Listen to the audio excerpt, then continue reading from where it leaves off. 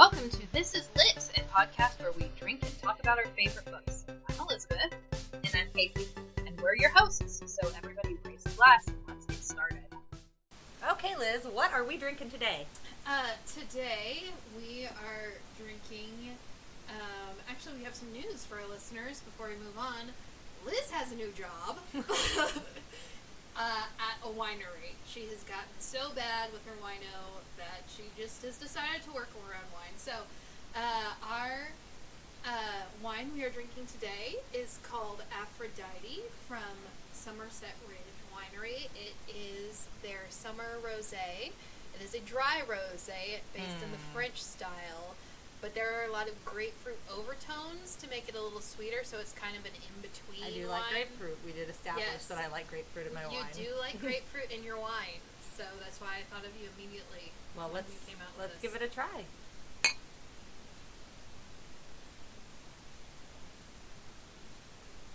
Thoughts? Not bad, not bad. Not as sweet as I would like, but the flavor is good enough that doesn't bother me too much. Okay, yay. So that's Aphrodite. It's Yes. from Liz's new winery. Yes, that she Somerset works at. Ridge. Yes. Speaking of Aphrodite, Yes.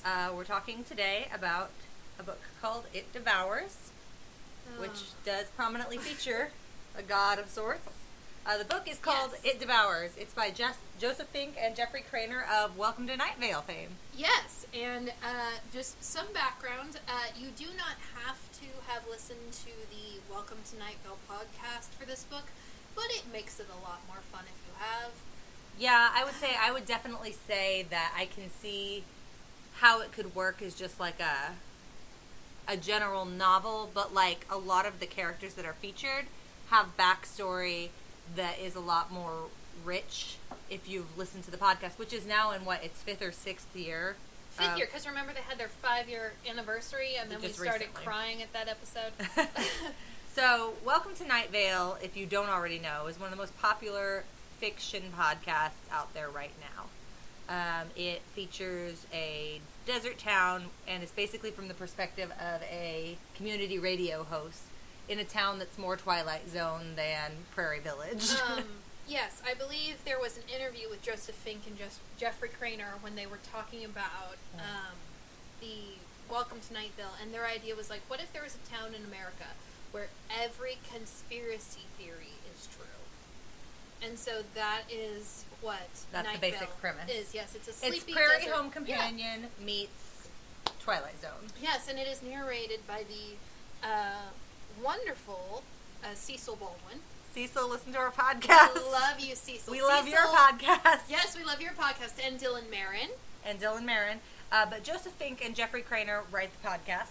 Also, Joseph and Jeffrey, please listen to our podcast. We are huge fans. Huge fans. We went and saw the Live show twice. Yes, live show twice. And the second time we went as Cecil and Carlos, respectively.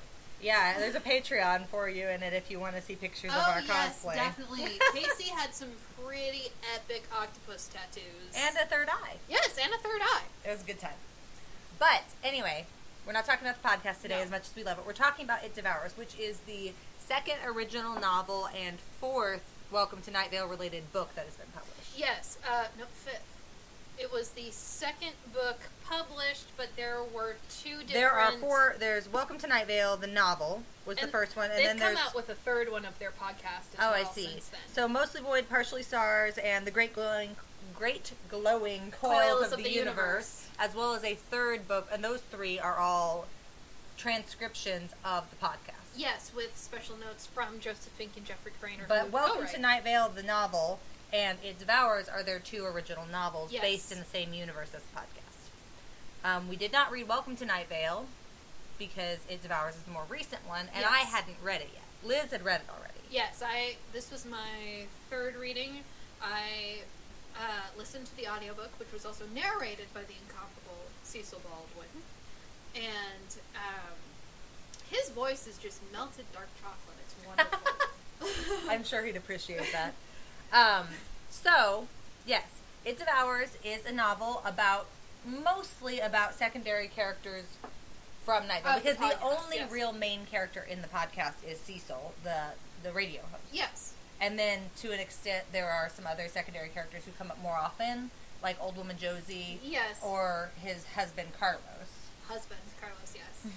Which, by the way, if you were bothered by the hella gayness of Listen, they've Good already... Omens, and you're Sherlock in trouble. Holmes. We already did Good Yeah. Omens and Sherlock Holmes. They're probably fine. So, you're in trouble if this bothers you. I imagine they wouldn't be listening anymore at this point. Probably not. So, anyway, It Devours is about two people, particularly. One of them is a scientist, Nalangina, and the other is a layperson in a religion called the Congregation of the Smiling God. Yes, and his name is Daryl. His name is Daryl. So Nalanja and Daryl, is it Nilanjana or Nilanja? It's Nilanjana, right? Nilanjana is how Cecil pronounces Nilanjana. it in Okay. the audiobook. Nilanjana Sidkar, and then Daryl I don't believe Daryl... Ramirez. Ramirez. Which, that is something that I have always enjoyed about the writing of Joseph Fink and Jeffrey Cranor, is that they do not use standard popular heroes. No. They have, obviously, a woman of color as their... I would say both of them are probably people of color. as the main characters, and even when they did the Welcome to Night Vale, Cecil has never been described physically. The only thing we know is that he is horribly in love with Carlos, and that he has bad who fashion is sense. Hispanic, and Cecil has horrible fashion sense. Those are the only things we really know. So he can go any way Yeah. he wanted to. At any rate, Nilanjana is a scientist who works with Carlos. She's on Carlos's team. And Daryl is a congregant at the Church of the Smiling God. Yes. And they meet in the middle of a crisis, as is the way in Night Vale. Yes. There's always a crisis. But in the Night Vale. specific storyline of this book really kind of follows the discussion of science versus religion, or science and religion. Science and religion and their ability to coexist, or if they're at odds with each other, and the benefits and drawbacks of faith versus fact.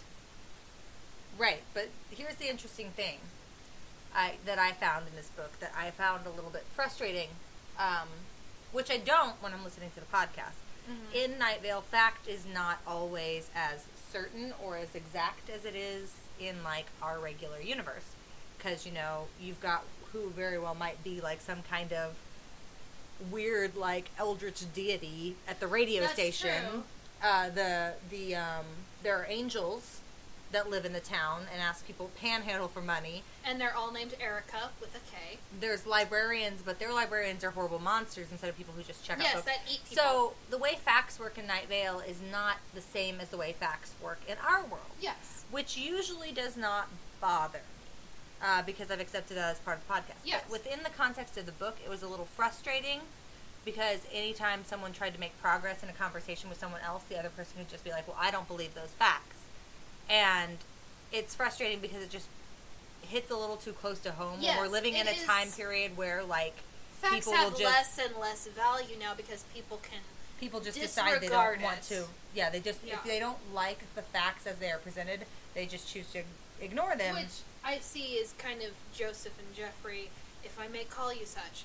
That is their You're that way. close, huh? Who knows? That is their way to make a commentary on what is going on in the world today, because this book was not published all that long ago. When was it published, dear? 2017, Thank you. I believe. And I get that, and I definitely understand that, but I think that what I would be looking for, or what I would want, is some kind of acknowledgement that even though people are constantly disregarding facts or changing facts to fit their preferences, that there is a hard and fast fact. Yeah. Because that's the thing I thought was lacking. Not so much the argument of, oh, well, are your truths really the truth, or are they just different than my truths? And the book never acknowledges that there is one truth that is actually correct. Because that's the thing, is like fake news or facts and fictions, like, you can say you don't like someone's facts all you want, but there are still facts that are true or not. That kind of goes into the other line of this book, which is religion. Yeah. Because some people are saying that it's like, well, this is what I believe, this is fact, And some people can choose not to believe that, which is it different from science than it is religion? And I personally believe yes it is, because if there is scientific evidence saying that this fact is true, then yes, this fact is definitely true. And so is there kind of an overlap where science is saying yes, there is some part of this religion that is scientifically feasible, but the rest of it we have to take on faith? And there are some, Nilangina in this book many times makes a lot of logical leaps that she makes just based on the way her brain works. Sure. And I guess a kind of faith. I don't have a problem with faith. That's not my problem. My problem is the book never draws hard lines on what is actual truth and what is someone's perceived truth. They, Is someone's perceived truth any different than their hard actual truth that they are living? Yes. If you don't believe in gravity, it still has an effect on you. That is a very valid point.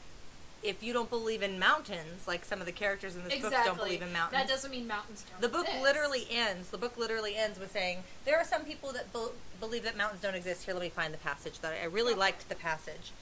And these gentlemen, Joseph and Jeffrey, no matter what they write, even if it is weird, they always end up being eloquently beautiful in their turn of phrase. Okay, so here's the passage I'm thinking of. Take any person from Night Vale and try to convince them of mountains. Tell them about altitude. Try to explain to them the feeling of cold air, of breath turning to steam, red cheeks and noses. Tell them stories about people who have gone to high places for good reasons and for silly reasons. Tell them stories of people who have lived their entire lives among the highest places, and of others who came great distances to die on top of some mountains they had never seen before. Tell them about mountain passes, about armies crossing them, about invasions and the turning of civilizations. Trace for them the history of the world, and how often it has been shaped by literal peaks and valleys. Show them a mountain. Point to a mountain and say, this was here before you, and it will be here after you. It doesn't need you in order to exist, and when you die, the contour of the rocks will not be changed at all. Be cruel or kind. Reveal more than you should. Tell them anything you like. It doesn't matter. They won't believe you anyway. Which I understand to be the point of the book is like, if someone doesn't believe the facts you're presenting to them, you're not going to be able to change their mind about that necessarily. But to me, that comes across as kind of bleak. Well, it can also be used for good, too. I mean, I'm going back to Terry Pratchett on this one, if anybody has ever read Hogfather. But he has this whole passage about that you have to believe in the small lies, to believe in the big ones, like mercy and fairness and kindness. Because if you look at the world, you don't see that. And so we have to be able to believe in these larger concepts for good. But there are people who also believe in these larger concepts for bad as well. Well, I think that's the thing, isn't it? Like, there are certain things it is acceptable to be subjective on. I was thinking, I've gone to 2 concerts this weekend, and they were both very different concerts. And I was thinking as we were driving home from the second concert that music is very subjective. Different people like different things. Like, some person might be really into show tunes, and another person might be really into hip-hop. But neither of those musics is inherently better than the other, because music is subjective, and there's not a hard and fast fact of what makes one type of music better than another, or one particular song better than another. However, there are objective truths. Dissonance is not a pleasing sound. It is an intentionally displeasing sound that can be created in music. So if music is more resonant and less dissonant, it tends to be enjoyed better, because subjectively or objectively, dissonance is not pleasing to the ear. Even though music overall is very subjective, there are certain facts in the rules of music, because music is math, that make it objective on a base level. So it's okay if someone believes in God or multiple gods or no God. It's not okay if someone doesn't believe in gravity or another person's inherent right to be living freely. I'm with you on that one. There are certain truths that are completely and totally facts, and there are certain ones that it's okay to go off of faith. And this book doesn't distinguish between the two, which is frustrating to me, because while I don't deal in absolutes, I have a harder time with shades of gray, especially whenever it can harm other people.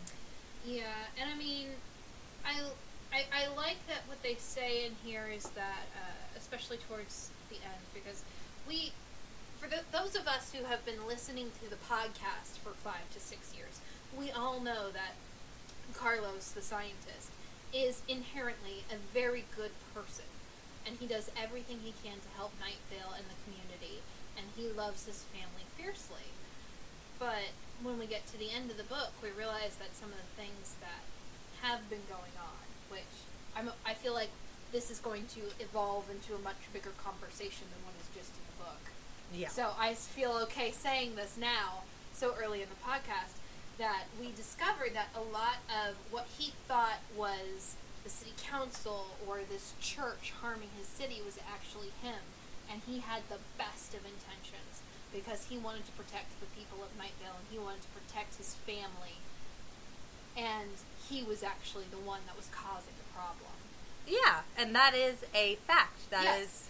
is an incontrovertible fact. You can't deny that as the truth within the book. But in real life, it's messier than that. Yes, and I mean, I saw a tweet the other day that somebody did of a person, I can't remember, or maybe I'm choosing not to say the specific name of the politician, but there was a politician who someone had tweeted and been like, oh, he was with his family and his dogs, and he's a real human being just like you who has feelings and like wants to care for and protect his family. Hitler was a vegetarian. But the way that he's choosing to do it was by sponsoring very intense immigration laws that are harming other families. So it's not the same thing as Carlos. Carlos is a character who thought he was doing the right thing and was not. And it was...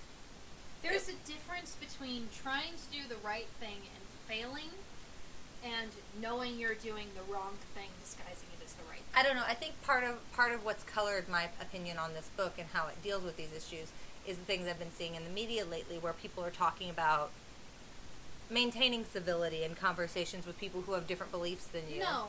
Which is something that I am willing to do whenever it's about your perspective on a novel or like your opinions on music. But when it's on whether other human beings have deserve basic dignity and respect, at that point I don't have to be civil to you anymore because your beliefs are actively harmful to other people. Yes, as long as your beliefs are not dehumanizing somebody else because of their race, gender, color, or creed, we're fine. So I think that's just been my issue. Like, that's been so much of what I've been taking in the media lately. Yeah, and going into this book and hearing them being like, well, facts are kind of... And I'm like, it's just a personal we have to understand context. That this book was written before the previous election, where I know from listening to the podcast that the way that the authors thought the election was going to go was not the direction it took. So they probably were like, and they probably were as shocked as the rest of us. That's neither here nor there. It's definitely a matter of the context in which you read it. I imagine if someone were to read this book before the election, I read this book when it first came out, and it really did a lot to, I have been kind of wishy-washy on religion. Mm-hmm. But it really has done a lot to me where I felt like the first read-through I did of this, it was just it was trying to do its best for tolerance. Mm-hmm. For saying that it's like, you may not believe this, and that's okay. And now that we are into the age where scientific fact is being questioned, like whether or not the Earth is round is being questioned, even though this is incontrovertible. Yes, exactly. Good vocab word. $5 vocab word of the day. Yes, even though this fact is incontrovertible, now there are people who are just kind of like, I believe this, so you should respect it. Right. But it's one of those things that it's like, no, really not. Yeah, so thank you. There's a lot of depth to be discussed in that, and I think probably we should discuss the actual plot of the book so that those who are not familiar with it can actually participate in the discussion, so to speak. Because right now we've been talking in theories, but basically the book starts with someone's house collapsing into the desert, being swallowed up by the desert. Larry Leroy out on the edge of town. Which, welcome to Night Vale. The authors are like, I'm John Peters, the farmer, and that's his name. John Peters, the farmer. And Larry Leroy out on the edge of town is his name because he lives on the very edge of Night Vale. And his whole house is devoured. It's almost like a sinkhole. It is. It's just like the house collapses out from under him. And there's a couple of really interesting passages there where he's talking about your legacy. His legacy. And, like, he doesn't have family.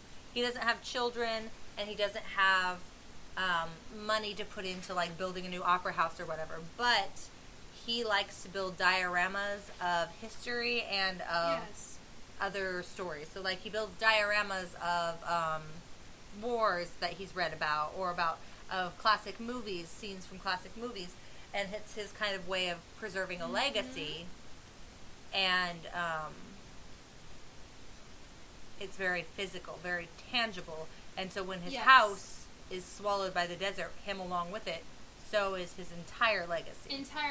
Because he also had letters to people at the radio station. He was talking about, well, he didn't have children, but he's like, children only give you 2 generations of remembrance at best. Which I would disagree, but yeah, just me. I would disagree with that as well. I think the point of that whole business about Larry Leroy and his legacy is that in order for you to have a legacy, you have to share it with other people while you're still alive. Like, he had all these dioramas in his house that he was planning on donating to the museum or whatever when he passed, but he didn't account for something horrible happening to them while he was still alive. Yes. So he didn't do anything to protect them. So your legacy is not just the physical things you leave behind, it's the people that you interact with. Yes. And so by not interacting with other people on a regular basis, he had not secured his legacy, even though he made hundreds of thousands of dioramas. Yes, and with the sinkhole, it effectively ensured that Larry Leroy and his legacy was completely wiped out. Yes. Which is the most it's sad and horrible. And it's a real bummer of a way to start a book. It's a real bummer of a way to start a book. And I remember they released this first chapter, the audio chapter, early to promote hype for the book. And I listened to it and I'm like, what are you going to do? Because their last book was also so potent emotionally. And I'm like, oh no, what's this book going to be about? So after Larry Leroy's house disappears into the desert, we switch perspectives to Nalondra, which, you're saying about it being very factoid centric. A lot of this book is told from Nalandra's point of view, and she is a scientist. There is black science and white. doesn't mean the same thing in Night Vale as it does everywhere else. That's true. She has 2 co-workers, Mark and Lisa, who are also scientists. Lisa's being disappointed in potatoes. Exactly. And Mark's job is to create a machine that does a flash and then a bang, but it bangs and then flashes. So he's trying to fix that. So that's their science. Science is, I think part of it is to show the weirdness of Night Vale. Yes. I think also part of it is to poke fun at how little lay people understand what scientists do. Yes. Because no one's going to tell you, I'm a scientist. If you ask them what they do, they're going to be like, I'm a neurologist, or I'm a biochemist, or, I'm whatever. Carlos is a scientist.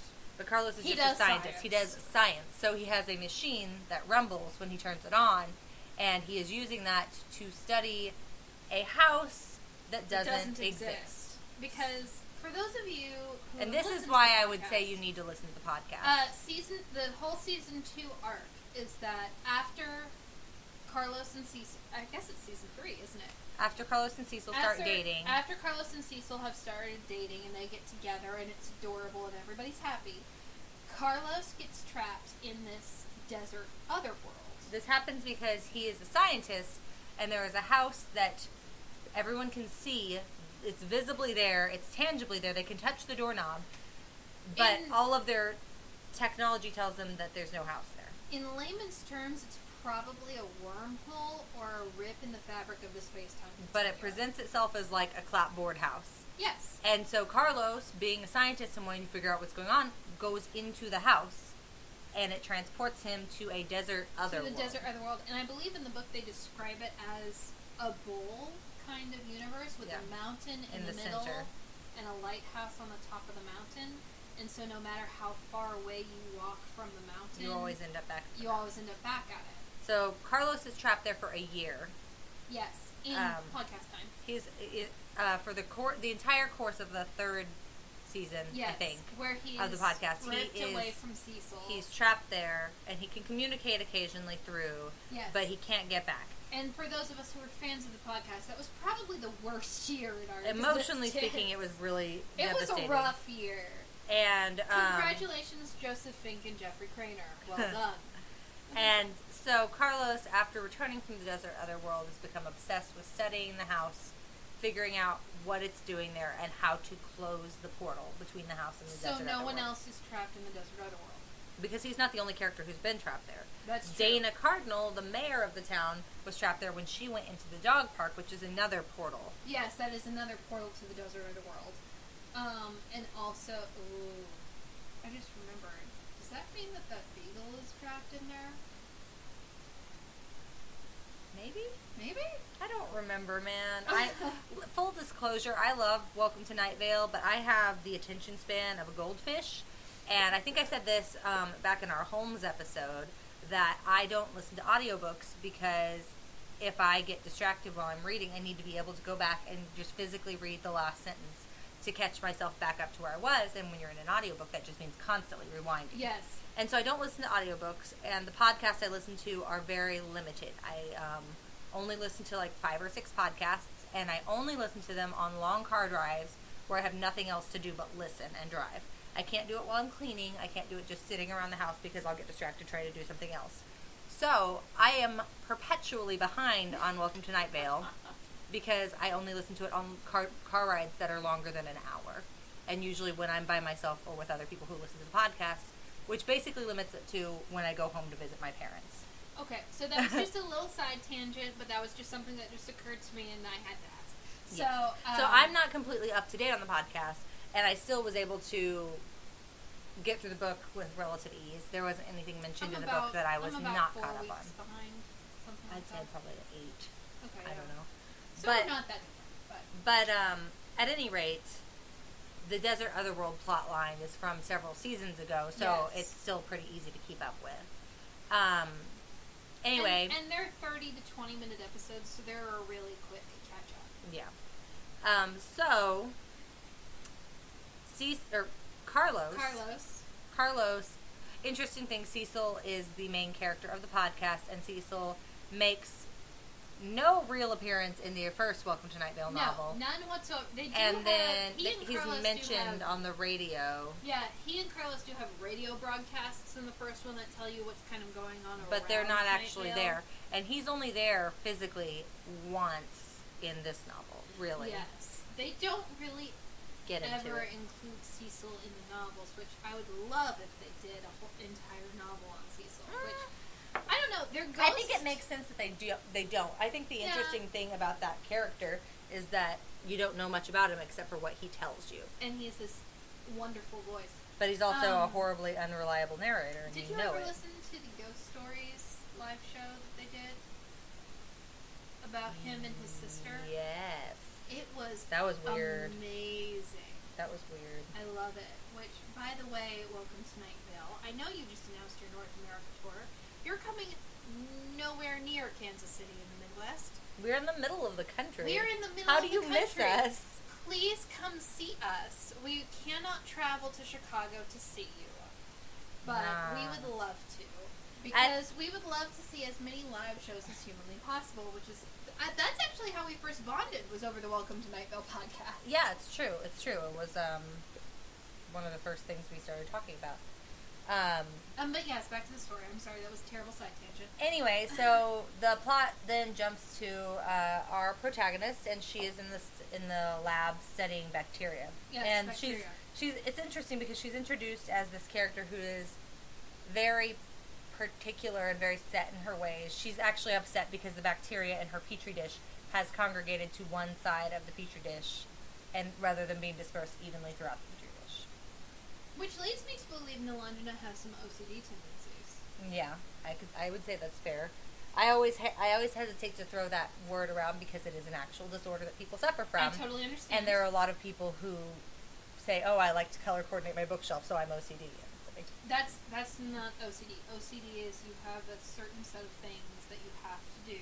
My brother has it, so I'm very careful about it. Yeah. So that's why I like to say tendencies afterwards, but not necessarily. I mean, it goes so far as to that she ruins the control of her own experiment for the sake of evening out the bacteria in her petri dish, and actually ends up spilling the petri dish, which who could have seen that coming? So, she's introduced as this very regimented character who is very rational in her thought processes and who believes in science first and foremost, doesn't go off of gut feelings. And Carlos asks her to look into the disappearances of houses around the area. Because he believes that the city council, which is, I believe, an entity of 12 people, and now Tamika It's a being. Yes, it's a being of 12 individual people where they all speak in unison, and now Tamika Flynn, who has elected herself to city council. She wasn't on the city council for this book, though. No, that is true. She was not. Because her 16th birthday happened after this book. Mm-hmm. But, alright. So, So Carlos he believes they're trying to sabotage his experiments into the Desert Otherworld. They've told him repeatedly that they don't want him studying the house that doesn't exist. Because Night Vale also is a place of secret police. It's government conspiracy back and forth all the time. All the time. So, so the secret police and the sheriff's department and the city council have repeatedly warned him not to study the house that doesn't exist. And every time he does, a sinkhole opens up in the desert and swallows a house, or there's horrible tremors or something. Or there's horrible tremors. And so Carlos thinks that the city council is trying to stop him from studying by opening up sinkholes in the desert. Yes. So he asks Nilanjana to look into it for him. And she agrees, despite not being the kind of person who would normally do something like that. Yes, because city council told Carlos that they were warned against his studies by the wordsmith.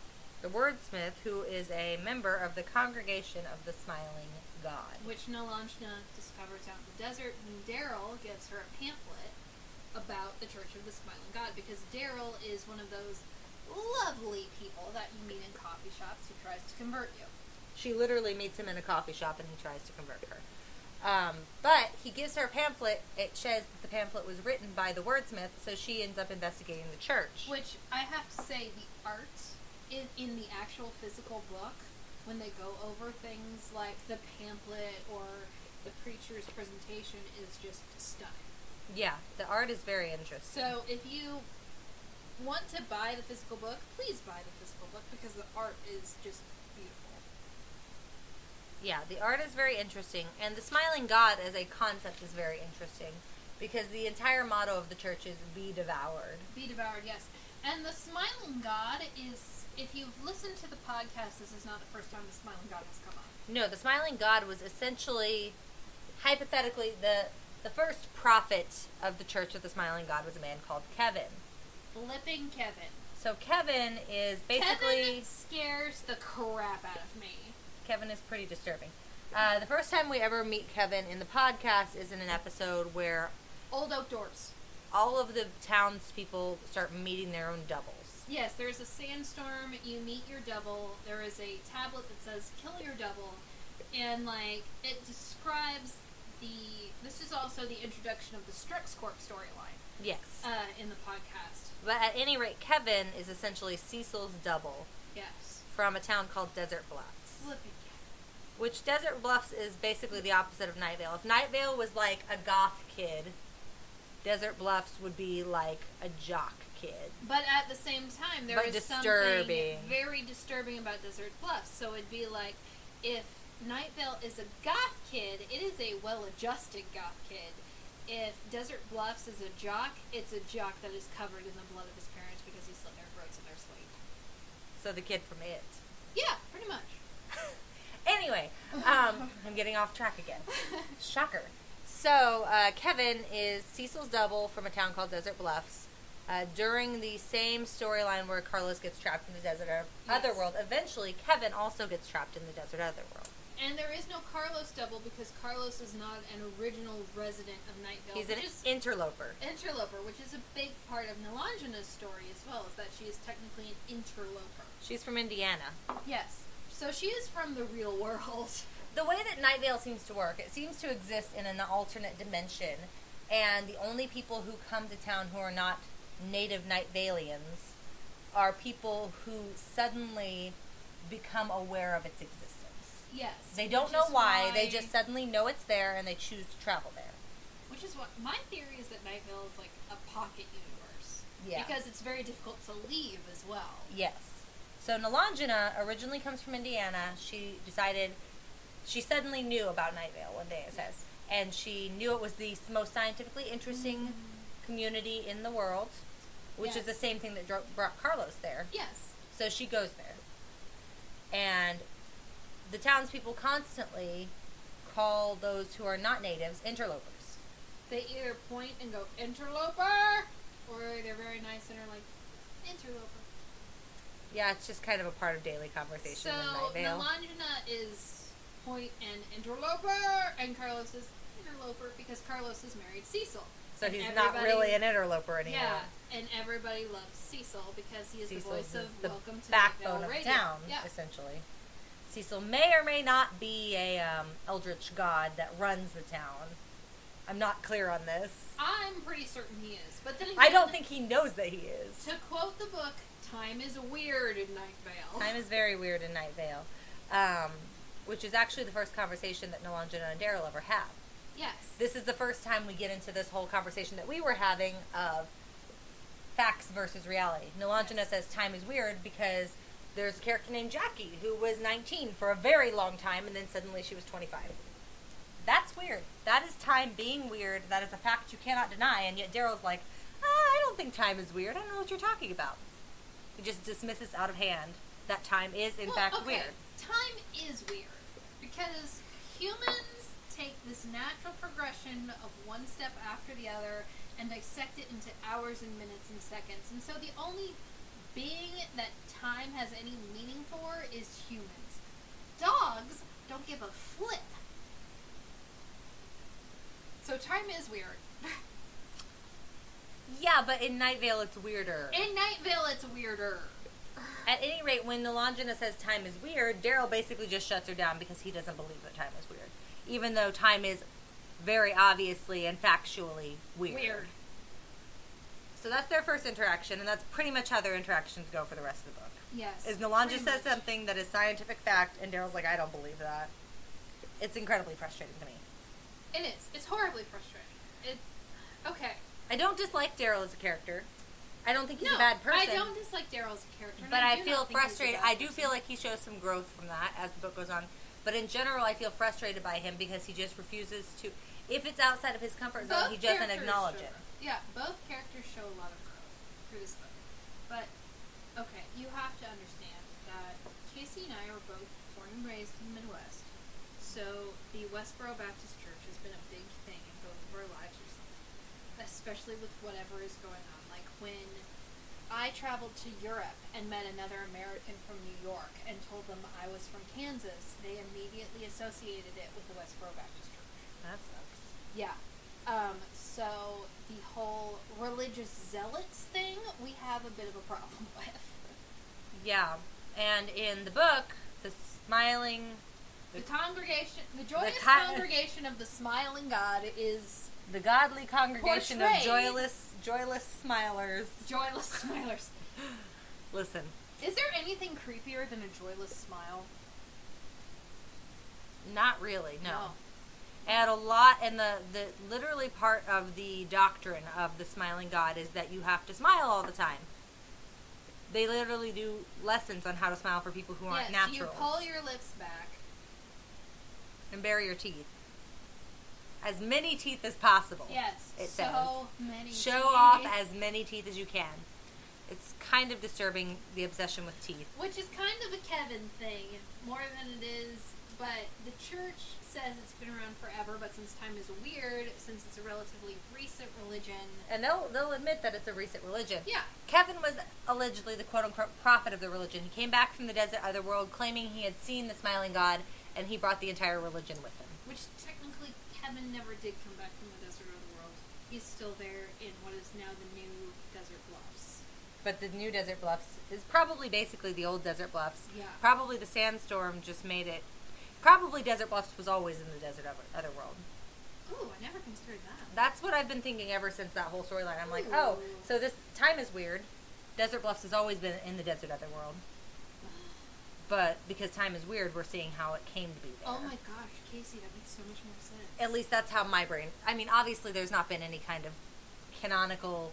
That is true. That's true. But at any rate, Kevin is supposedly the prophet of this religion. The religion is all about how if you have pain in your life, if you have sin in your life, the smiling God will devour it.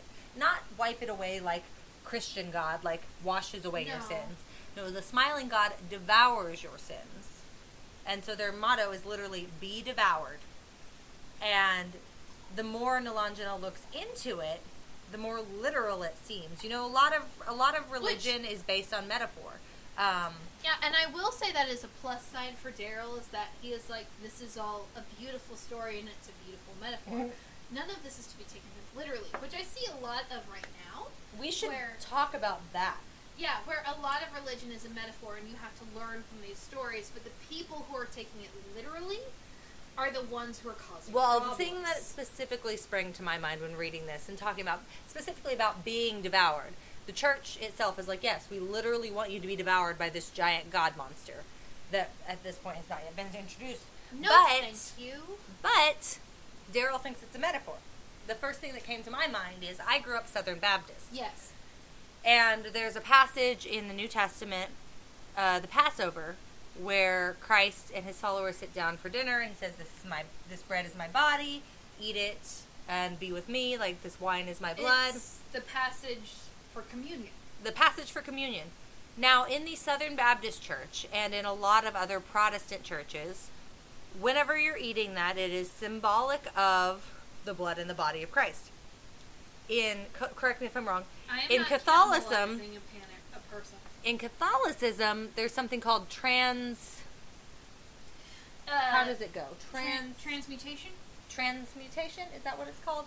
Basically, they're saying it is bread when it's in your hand, and when you put it in your mouth, it becomes his body. Literally. And they mean that literally. When you take the wine, it becomes the blood They of mean Christ. it literally. They do. I did They not mean know it that. quite For literally. the longest time of my life, I did not know that.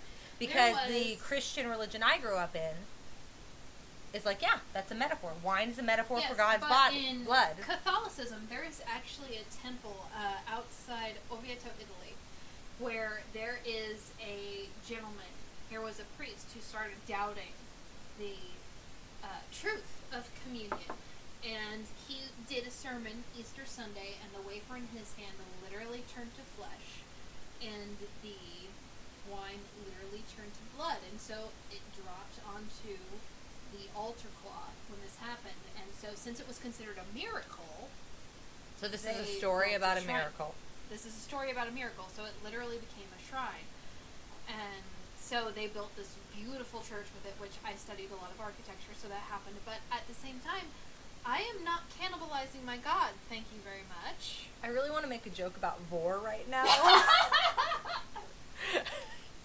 But I'm not going to. Casey. I'm sorry. Control yourself. I can't. We're talking about Catholicism. At any rate, that's what came to mind. Yes. Whenever Daryl was like, I thought this was all a metaphor, was the very Southern Baptist versus the Catholics who are like, no, you're literally drinking blood right now. And Daryl's reaction was like literally the way I felt when I learned about this Catholic tradition. Yes, and I was there like, are people in my family to this day who will not take communion because they are taking the literality instead of the metaphor when it comes to communion. And they won't do it. But that's a whole different conversation. That's a completely different conversation. At any rate. We've had enough tangents already. God, I mean, we're 45 minutes in. Anyway, eventually eventually Nalangina. I've had too much to drink. I've had half. I've had half a bottle of wine. I Nalangina. haven't even finished that, so you've had a quarter. I'm gonna chug it just to spite you. Please don't. We work really hard on this wine. She's staring at me in the face and chugging it, so she's gonna chug it. Casey.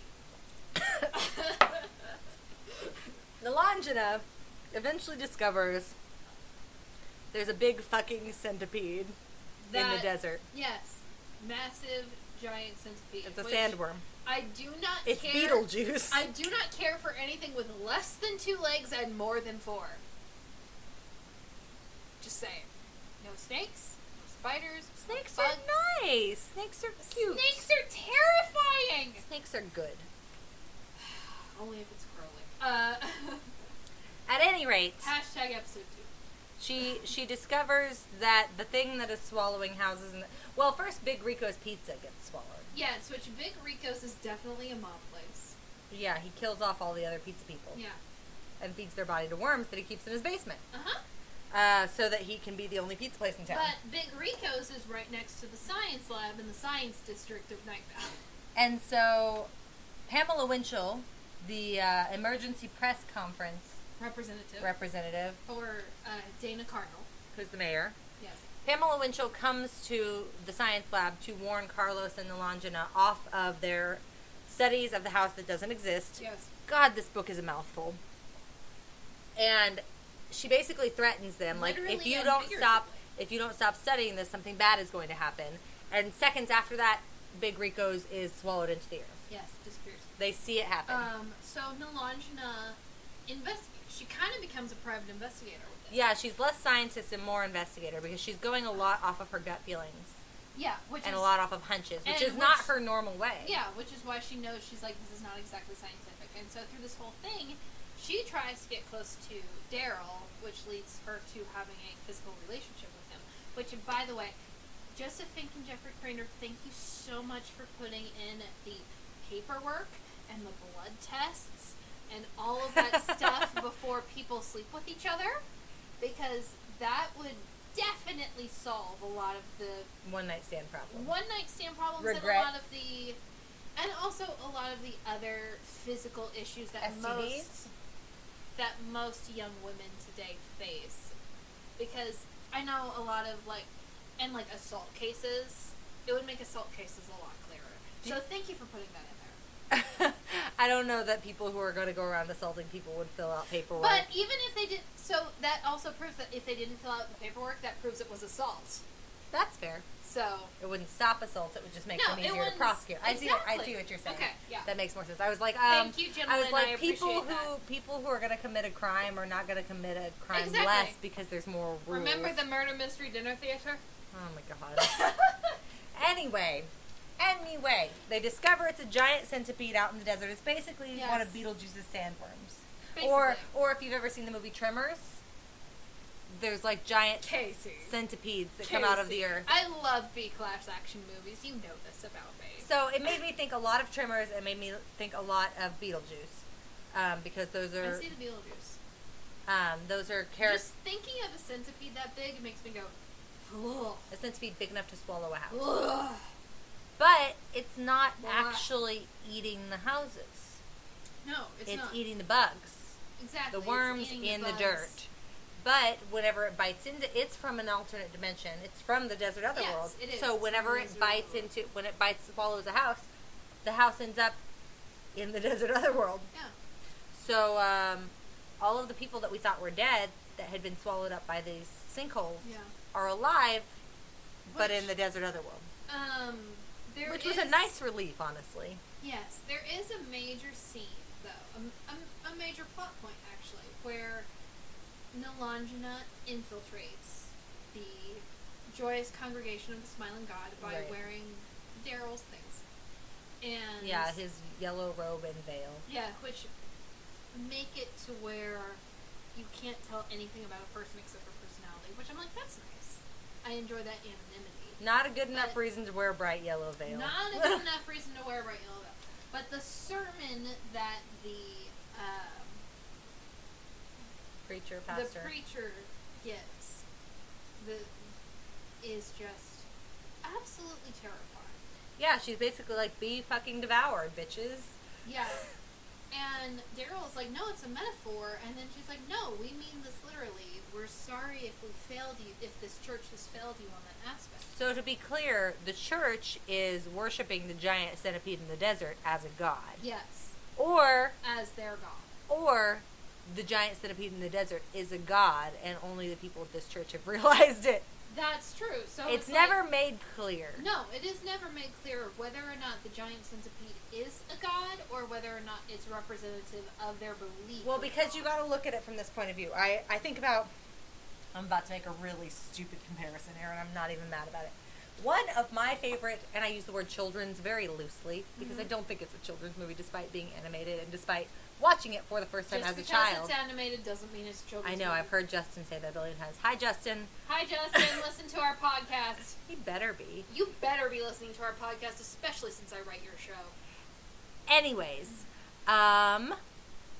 what was I saying? Children's. Oh, so there is an animated movie that I grew up watching called The Road to El Dorado. I love that movie! It is one of my favorite movies. Oh my it's gosh! very funny. And at the very beginning of the movie, are two main characters, Miguel and Tulio, I love them. who are two Spaniards who have been shipwrecked on the American coast. They don't know where they're at, but they're essentially in Central America. Yes. They're shipwrecked, and they and their horse are going through the desert trying to find El Dorado because they have this map to El Dorado.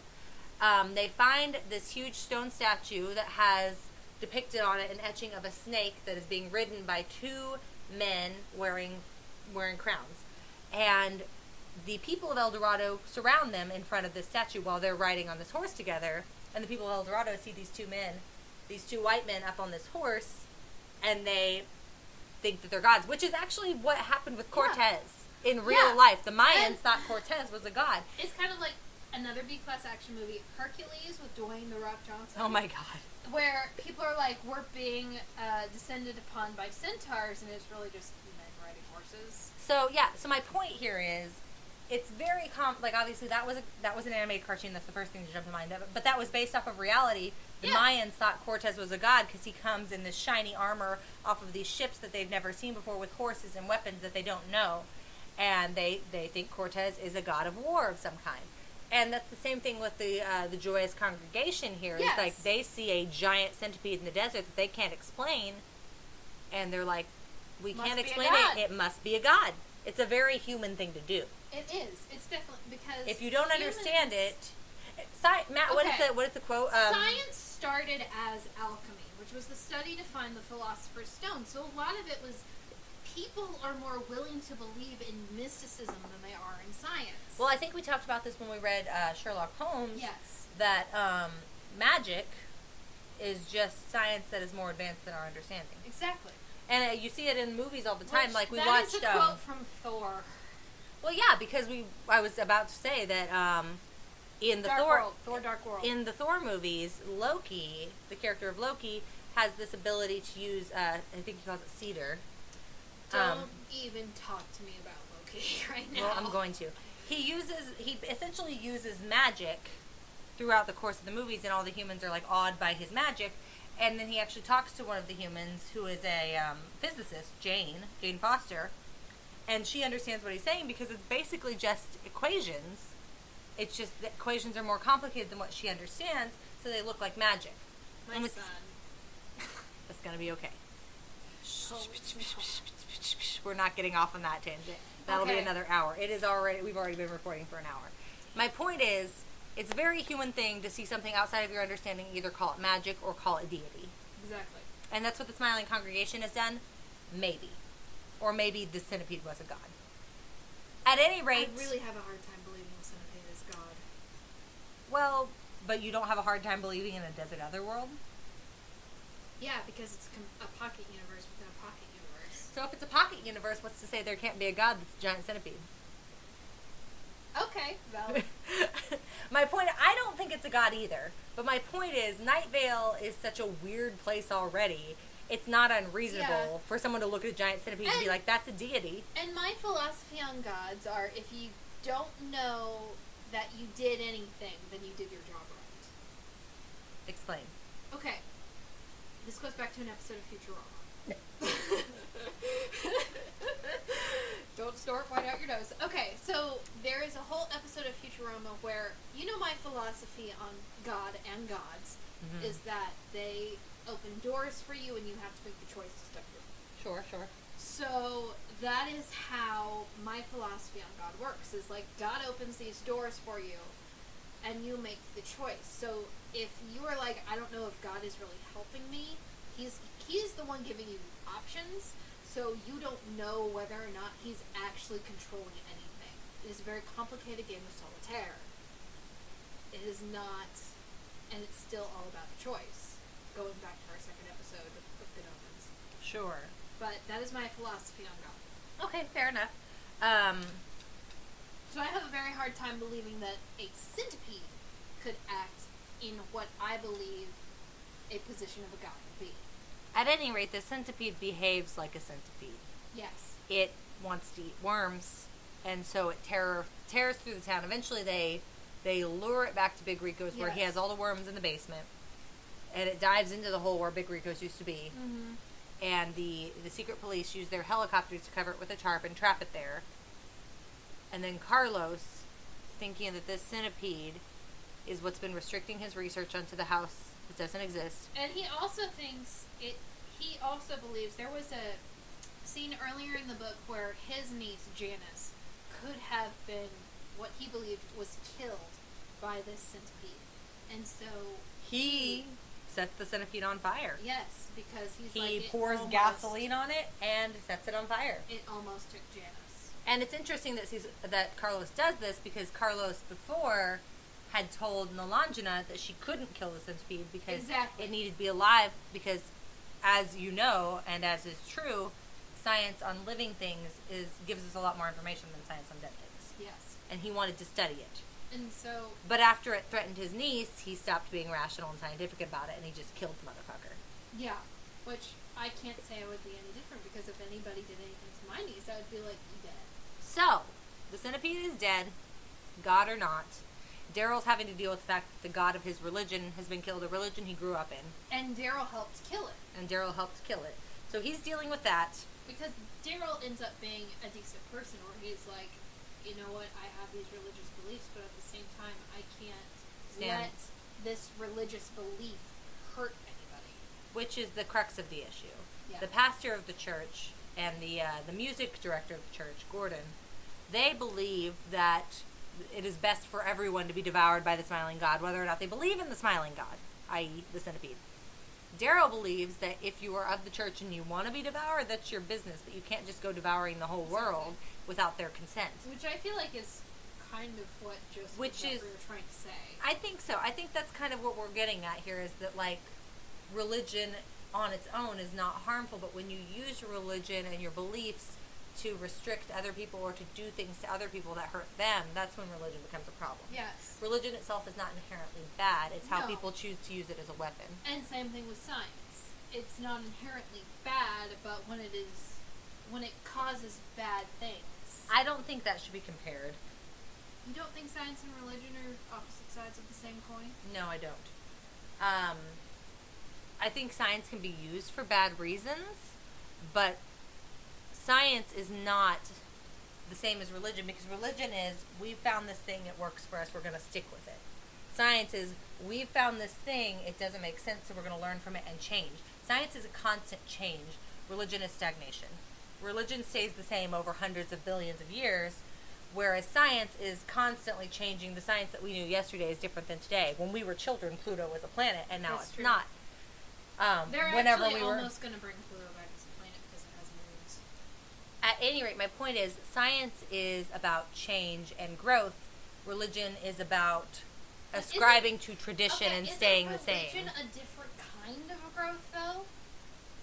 You don't think religion is a different kind of growth? That, like, it doesn't, like, make people be more merciful to other people, and you don't think religion makes people grow more as people and be more understanding and be more empathetic? Not inherently. I think it can.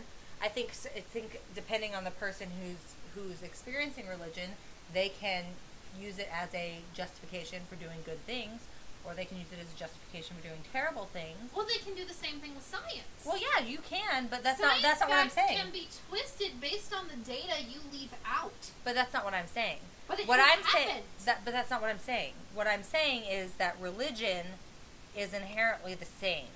How you react to religion can change. You as a person can change and grow through religion, but religion is a set of traditions that is laid down. It stays the same, and you use that to move forward in your life. Science is inherently about change. Like, you can use science for good or evil, the same as religion, but science itself is in a constant state of flux as we learn more. You don't see any involvement in any church ever. I mean, Christianity has been around since, what, 1 AD? If you believe the word, yes. If you believe the word of God, Christianity has been around since, or 33 AD, I guess, because it would have to be at the resurrection of Jesus. That's when Christianity was founded. Christianity has not changed as a religion since then in any major ways. There have been churches that have changed because people have insisted upon it. But the religion itself is a series of traditions, and those haven't changed. I'm not saying that's inherently bad. I'm just saying that religion is about tradition and sameness, and science is about change and growth. What you choose to do with them as an individual person can go either way on both of them. And see, I feel like science is the growth of the world in information, and I feel like faith, religion, is the growth of humanity. And I don't necessarily feel like science and faith are the same thing, but they can complement each other. I feel like faith is something that makes people grow as human beings, makes us grow as a society. I don't think it... No, as a society, I think faith... I feel like there is the potential to grow as a society, but more often than not, people use it as a way to grab power. Religion has not... On a societal level, religion has caused destruction. On a societal level, you are correct. On a societal level, science has caused growth. We had the Industrial Revolution. We have cell phones. We have internet. You cannot say the Industrial Revolution did not cause any destruction. No, I'm not saying that it didn't. I'm just saying that as what they are, like taking away the outside context, not regarding society or an individual. Religion is about a series of traditions that you uphold. Science is about learning something, and when you learn that, you have to learn a new thing based off of what you know now, and so it is a constantly changing thing. Religion may change in small ways and religion may change how a person feels and acts, but the religion itself is a series of traditions, and traditions inherently stay the same. I'm not criticizing religion by saying that. I'm just saying that I wouldn't call them two sides of the same coin, because one is about change and one is about tradition. To paraphrase, if this is alright, you believe that science is about ever-evolving ideas, and religion is about steadfast belief. Religion is about holding on to the same ideas that we found value in. Okay. Yeah. I'm not talking about how it impacts an individual person. I'm talking about what the core of the issue is. Okay. I kind of agree with you on that. I do think that religion can make people grow in positive ways. I think religion can be used in a lot of negative ways, too. And like you said, science can also be used in negative ways, but I think generally science leads us closer to enlightenment. Well, once people have a belief, and they call it belief, they don't change. And I have had to approach religion as a series of ideas and morality. Otherwise, I wouldn't be able to do it. So I am coming from the religious standpoint of that these are our ideas and our moralities that we should be following versus the knowledge of science. But you don't have to be religious to be moral. No, you don't. You don't have to be religious to be a decent person. What makes religion is the tradition it's based on. That is true. So I'm not saying that religion necessarily is inherently evil, and I do see people can have religion and they can find comfort in it and they can find growth in it as a person. Like, I want to be more selfless and help other people because of what my religion states. But science can do the same thing. If we create this crop that doesn't suffer through blights, then we can feed more people. As long as people stop complaining about GMOs. The point is, that's not the point. The point is, I think people constantly want to make religion and science more similar to each other than they are, and I don't think they're that similar. Myself. So you don't think there is any evidence in science that helps support the idea of religion, of a higher being or beings? I mean, the fact that the fact that we all exist means something happened, whether it was a bang or someone who created it or evolution, whatever. But science itself is not interested in how we came to be here. Science itself is interested in how can we improve our stay here. I believe that's true, because in the book it talks about a lot how science explains why, but not really the why for here. Science explains how. Yes, Religion how. explains why. Yeah. Which, more power to you if you get something out of religion. The only things that I've gotten out of religion are the negative ones. That makes sense. I've seen people who are religious who've done really good things, but I wholeheartedly believe those people would have been good people regardless of whether they had religion. I have not known someone personally who has been better because of religion. And I'm not saying that's not the case. I'm sure that there are people who have gotten better. I've heard stories of people who are. I'm just talking on my very individual and personal experience. The people I know who are good and who ascribe it to their religion, I think they would have been good even if they didn't have religion. So I'm skeptical of religion in the same way, in my personal, that way, yeah. I guess. And I feel like there are... I mean, that's fair. It's totally fair. In your own personal experience, it's all you have to go off of. And in my personal experience, I mean, I grew up Methodist instead of Southern Baptist, which is a little bit looser. I mean, I have had a friend I've had a friend call us the hippies of religion. My dad says that Methodists are lukewarm Christians and that God will spit them out of his mouth. Very lucky to be God's spit then. That's a way of looking at it. And you know what? I will have enjoyed my life more, and I will have been kinder and more loving. So I really don't care what your father says. I'm just talking from the perspective of the way that denomination sees the other denomination. It's not just him. That's generally the mindset towards Methodists from Southern Baptists. Southern Baptists are very dogmatic, and Methodists have a looser interpretation of Scripture. Yes, that's true. Which I don't see there's any problem with that, really. I mean, as long as whatever Scripture we have causes us to be kinder to each other, who cares? And I'm over here like, you don't need a Scripture to tell you to be kind to other people. It's just a difference of perspective. It's the same thing as Nalangina and Daryl dealt with, and that's why they weren't able to last in a relationship. That's why I haven't married you. A wise choice, honestly. Also, you're already married, and bigamy is illegal. In Missouri. In most places. I think it's illegal in Utah, too. Is it now? Yeah, didn't you hear about the church? No, the church, it was 4 years ago. Speaking of the church. They shut down the fundamentalist Mormon church because of the bigamy. That's why they shut it down. It's illegal if you get caught. Anything's illegal if you get caught. Anyway, so Nalangina and, we're missing an important critical thing here. We'll come back to the religion and science in a moment. But first, after the centipede has been killed, yes, another sinkhole appears in the desert. Yes. Swallows up another house. And Nalangina, a shopping mall. And Nalangina realizes that it's not the centipede that's doing it. Or the city council. It's not the city council that's doing it. Or the church. Or the church. It's the machine that Carlos created to study the house that didn't exist. Yes. Inadvertently, Carlos has been causing the sinkholes. Yes. And whenever he's first confronted with this incontrovertible fact, he does the same thing Daryl does. He's a scientist.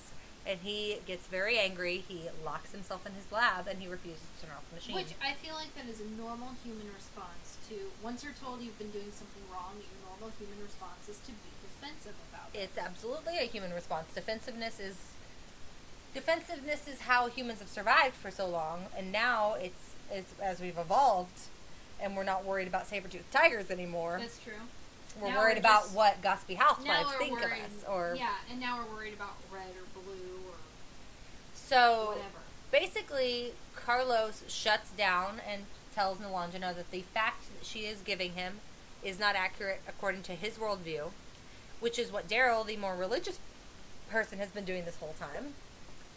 The difference being that while Daryl never backed down on that stance, Carlos eventually realizes he is wrong and shuts off the machine.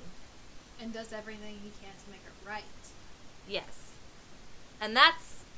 Which I believe there is a line where Nalangina and Cecil will not let Carlos go back to the desert of the world to get survivors because it will become less about the survivors and more about punishing himself because he feels so guilty about what he has caused. Because the thing he had caused is the thing he didn't want anyone else to experience. Because you discover that year of the podcast where he was in the desert of the world was actually a decade. It was 10 years. So even though there were people who were in the desert world for a couple of hours, they were there for 6 weeks. And it's just the most heartbreaking thing as someone who listens to the podcast and who has grown to love Carlos and This Cecil. is the line that they say. For him, the safety of his family, him being Carlos, the safety of his family was more important than any truth Larry could give him, but this was important to his studies. So basically, at that point, he is more interested in keeping his family safe than in actual facts. It's the more emotional over the more scientific reasoning.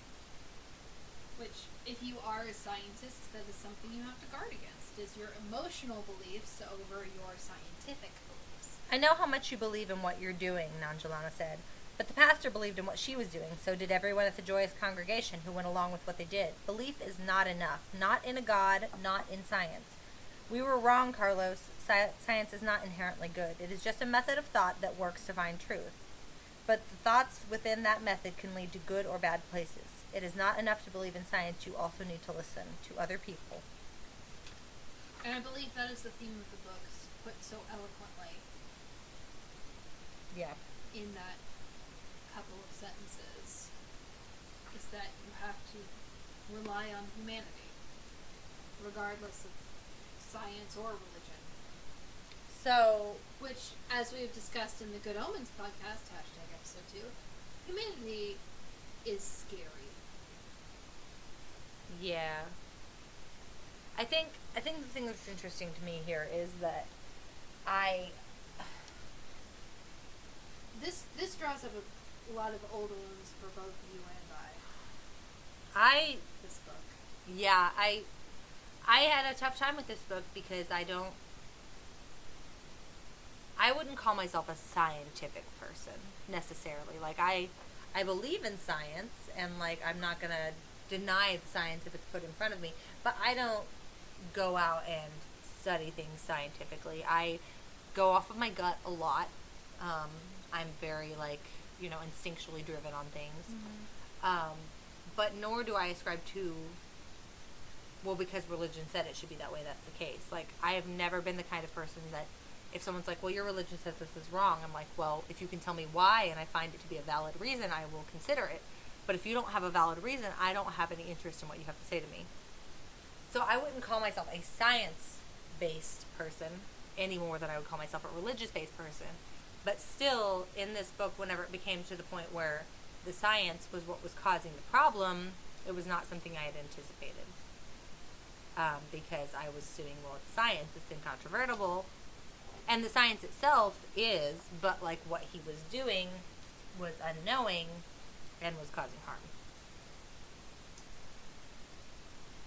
I will say that I am not a mostly scientific person either. I am also not, contrary to what I have said earlier in this episode, I am also not a mostly religious person either. When it comes to reasoning, I am a don't be a jerk person. but, like, I was raised with a modicum of faith. So, when we got to this book and we had the minister who was absolutely crazy, and I'm like, oh, I remember this person. This minister was the minister that took over after the one that I liked at my church. And so there are those people out there who use that as a position of power, and so it really hit close to home with me. This book did. I think the important... a lot of my personal experience, and then when it came to the science, I remember the first time I read it, I'm like, as soon as they said that it was the machine doing it, I realized that I had always kind of slightly suspected that it was the machine. Yeah. Because, what did they say? Causation does not mean... Correlation does not mean yes, causation. Causation, yes, thank you. Mm-hmm. Which is very, very important and oft-repeated concept of science, is that correlation does not indicate causation. That means just because something happens along with something else, it doesn't mean that that's what caused it. Just because Liz is drunk does not mean... Liz is drunk, and I'm sitting with her. A little bit. So, just because Liz is drunk, and she's with me, it doesn't mean that I made her drunk. I made myself drunk. It's true. It's true. She did. She's been drinking. My point is the correlation between Liz and I sitting together and her being drunk does not indicate that you made me drunk. Yes. That's the simplest way I can put it, but that was probably really bad. I am also a little drunk. Anyway. And because me sitting with Casey and Casey is drunk does not, it is not the mathematical simulation where it's like, oh, Casey is sitting with me, Casey is drunk, that must mean I made Casey drunk. Correct. So, I think what this book is trying to say is that it doesn't matter whether you ascribe to a religious belief or whether you like to live your life based on science. It matters how you treat other people and whether you are trying to do harm. Not just whether you are trying to do harm, whether you do harm to other people. Yeah. Because Carlos wasn't trying to do harm to anybody. No, but he did. But he did do harm. And so he did everything in his power to make it right. And the minister just let herself be devoured by a giant centipede. She was eaten by a giant centipede. Which, like, sounds kind of fucking awful. Yeah. But if that's your prerogative, I guess. I would not want to be slowly digested by thousands upon thousands of teeth. But, I mean, who wanted to be poisoned to death by Kool-Aid? Like, you know, people do crazy things in the name of religion. I believe once that started happening, I don't know, we don't need to talk about that right now. My point is that if people believe in their religion strongly enough, they'll do things that are not natural, that are not inherent to human nature. Basically, the moral of this book is do not follow blindly like a sheep to slaughter. Question. I would say the moral of the book is don't hurt other people. It doesn't matter what you choose to do or believe, as long as what you do or believe does not negatively impact those around you. Or yourself. Which is pretty much my philosophy on life. I don't care what a person believes, as long as their belief is not actively doing harm to other people. Yeah, and we have no idea what the personal belief of Joseph Fink and Cranor is. We have no way of knowing. No way of knowing. The only thing we know is that there are two gentlemen who live in New York, and one of them is married, and they started this They're both married. Yeah, and they started this podcast about a weird little town in the middle of the desert. And their protagonist is a gay man for their podcast, which kudos. I think that a lot of it is, I don't know, this is a hard book. It really is. I mean, it deals with some heavy stuff. I mean, science versus religion, or science and religion, is a very heavy topic to take on, especially in this day and age. And questioning belief, because there are people who believe very fervently and very strongly in their God. Sure. And that doesn't necessarily mean they're right. It also doesn't necessarily mean that any belief in anything is wrong. No, I think we all need something to believe in, whether it is a God or science or the people around us. Yeah, or the love for somebody else. But again, the main goal is to not hurt other people with what we believe or how we act based on what we believe. Exactly. So, and to not devalue anybody else. Now that we've been babbling for an hour and 20 minutes, oh, Lord. How many bottles would you give it Devours? I'd say it's a solid 3. 3. 3 bottles. 3 out of 5. 3 out of 5 bottles. I also would give it 3 out of 5 bottles. I like the general conceit of the book. I feel like my main complaint about the writing style of the book is that it's written in very short sentences, very much like something that you would listen to. It's written like the podcast. Yeah. It's written in the same style as podcast, which makes sense, but it also makes it hard to focus because it will go off on tangents in the same way that Cecil goes off on tangents in his podcast, and I already have problems with focusing myself. You mean most of them being about Carlos's hair and his teeth like a military cemetery? Or like we go off on tangents in this goddamn podcast. It's kind of hard to not go off on tangents when there's a book about science versus religion. Fair. At any rate, we both give it 3 out of 5 bottles, which gives it a solid 3-bottle rating, which is not too shabby. No, it's not too shabby. It is above average. It was a very enjoyable book. Now, also, this reminds me, it's just forcing me to face things I don't want to think about. Another book that I really liked, and I think it's actually in my bio on the website, is called Meddling Kids. It's by Edgar Cantero, and it's basically about the Scooby-Doo gang if they had grown up and had to deal with a real eldritch horror. And I really am going to push for us to read it around the Halloween times. It's one of my favorites, but it's very similar in vibe to this book. Really? Mm-hmm. Yeah. The writing style is different. Edgar Cantero is not a native English speaker. But the book is written in English. And it's very good, but it's the same kind of vibe. So if you like kind of surrealist fiction, speculative fiction, or sci-fi fantasy, you'll probably enjoy it. This also, the science and religion thing, also makes me think of the Samuel Johnson series by John Connolly. It's The Gates, The Infernals. Yeah. And I don't remember what the third one is, but the first 2 are amazing, and it's how science and religion coincide. Very interesting. So it's a lot to take in. We may have to read that around Christmas. And hopefully we were coherent in our discussion. Hopefully. Thank you guys so much for listening. Be sure to check out Welcome to Night Vale, the podcast. Yes, please do. And Joseph Fink and Jeffrey Cranor, please listen to our podcast. We'll put a link for Welcome to Night Vale on our website. Oh, yes. Because we really love it, and we did read a book by the same authors. Yes. But in the meantime... And if you liked It Devours, you will also like the Welcome to Night Vale novel. Yeah, and the 3 novels that are the podcast. If you don't like listening to podcasts, read the novels instead. Or the transcript books instead. Yes. But in the meantime, have a great day. We'll see you next time. Cheers. Cheers. Thank you for listening to our podcast. For more information, visit us at litliteraturePodcast.com or on Facebook, Instagram, or Twitter. And remember, too much work and no vacation deserves at least a small libation. Cheers!